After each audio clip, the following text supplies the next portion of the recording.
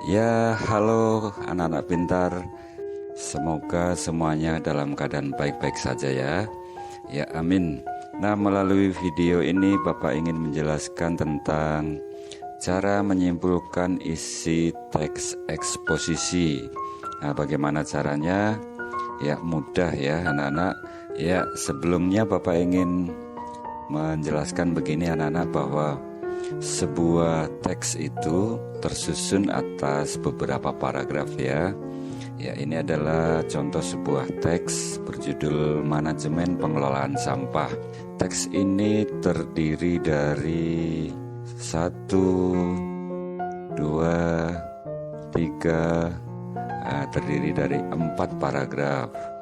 Dan setiap paragraf dalam sebuah teks itu terdiri dari beberapa kalimat. Paragraf ke-1 ini terdiri dari 1, 2, 3, 4 kalimat. Dan setiap kalimat di dalam sebuah paragraf mengandung sebuah gagasan atau ide ya, atau pikiran. Karena paragraf ini tadi terdiri dari 4 kalimat, maka tentu saja paragraf ini juga terdiri dari 4 gagasan atau 4 ide. Dan keempat gagasan yang ada di dalam paragraf ini itu berupa gagasan utama dan juga berupa gagasan penjelas. Nah, yang dimaksud dengan gagasan utama adalah ide atau pikiran yang menggambarkan keseluruhan isi dari sebuah paragraf. Ya, tentu saja bentuknya adalah kalimat ya, Nana. Dan sedangkan yang disebut dengan gagasan penjelas adalah kalimat-kalimat yang berisi ide atau pikiran yang mendukung terhadap gagasan utama tadi. Bagaimana caranya untuk menemukan gagasan utama pada sebuah paragraf? Ya, caranya adalah dengan membaca seluruh kalimat yang ada pada paragraf tersebut, kemudian menelaah dan membandingkan ide atau pikiran yang ada di dalam setiap kalimat-kalimatnya, sehingga nanti kita bisa menemukan gagasan utama dari paragraf tersebut. Barulah kita bisa membuat simpulan dari paragraf tersebut. Agar lebih mudah dipahami, Bapak akan memberikan contoh berikut ini anak-anak. Ini adalah sebuah paragraf yang terdapat pada teks berjudul Nasib Hutan Kita Semakin Suram ya, yang sudah kita pelajari pada minggu yang lalu. Untuk menemukan gagasan utama pada paragraf ini, kita harus membaca terlebih dahulu semua kalimat yang ada pada paragraf ini ya. Kita baca lebih dahulu. Sebelum itu, kondisi hutan Indonesia benar-benar sudah memprihatinkan.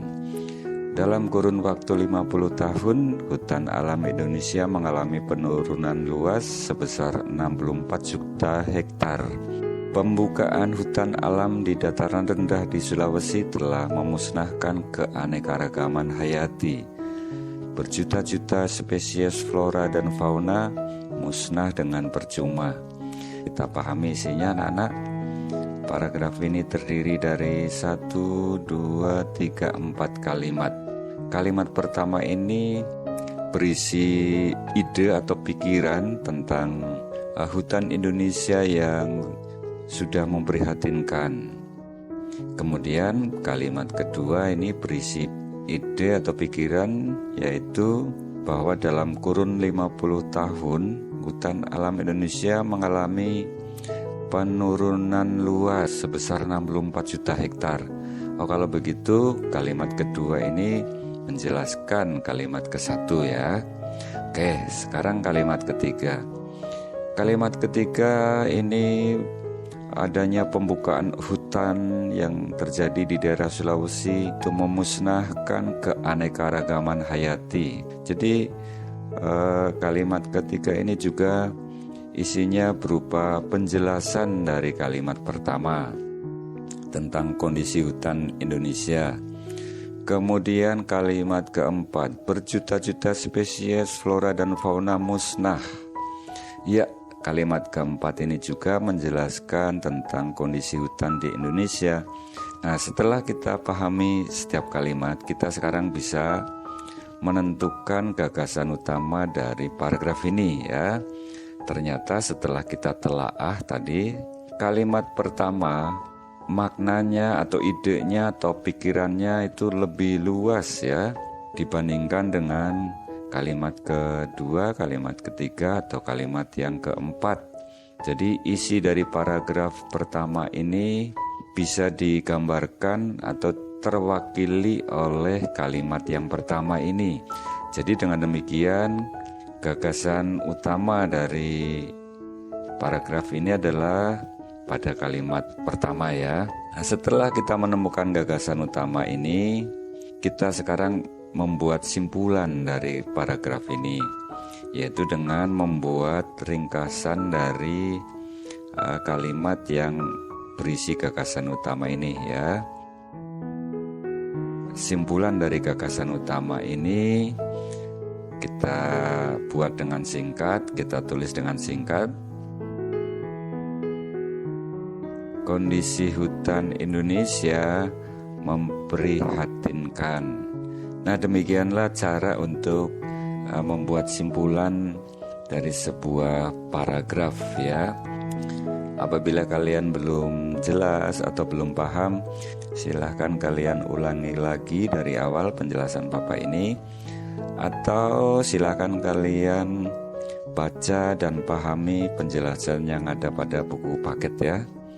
Di halaman 67 ini ada penjelasan tentang gagasan umum sebagai dasar penyimpulan isi teks ya. Gagasan umum itu sama saja dengan gagasan utama ya. Kemudian di halaman 68 ini juga ada contoh ya, bagaimana cara menyimpulkan sebuah gagasan utama dari sebuah paragraf.